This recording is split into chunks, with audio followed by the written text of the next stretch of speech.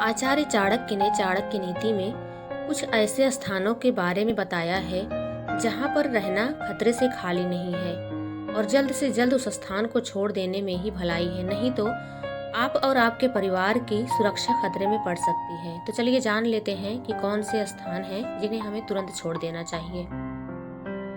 पहले स्थान के विषय में आचार्य चाणक्य कहते हैं कि जिस देश में यह स्थान पर आदर सम्मान नहीं है और न ही जीविका का कोई साधन है, जहाँ पर कोई नात रिश्तेदार न हो और न ही किसी प्रकार के गुण और हुनर की प्राप्ति की संभावना हो, ऐसे देश या स्थान को तुरंत छोड़ देना चाहिए।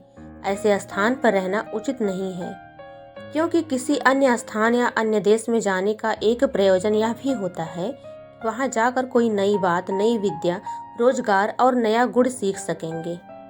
परंतु जहाँ ऐसा करना संभव ही ना हो, ऐसे स्थान पर रहना उचित नहीं है।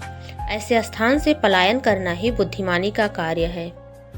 दूसरे स्थान के विषय में आचार्य चाणक्य बताते हुए कहते हैं, जिस स्थान पर आजीविका यानी व्यवसाय ना हो, लोगों में किसी का भय ना हो, लज्जा ना हो, कहीं पर उदारता या दान देने की प्रवृत्ति ना हो, ऐसे किसी भी स्थान पर मनुष्य को निवास नहीं करना चाहिए।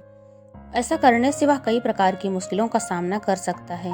तीसरे स्थान के विषय में चाणक्य नीति में बताया गया है कि जहाँ पर कोई सेठ, कोई विद्वान, राजा और चिकित्सा के लिए वैद्य न हो, जहाँ नदी न बहती हो अर्थात पानी की सुविधा न हो, ऐसे किसी भी स्थान पर एक भी दिन रुकना उचित नहीं है। ऐसा करने से व्यक्ति कई परेशानियों से गुजर सकता है, साथ ही साथ वह खुद बहुत सारी परेशानियों से घिरा पाएगा अपने आप को।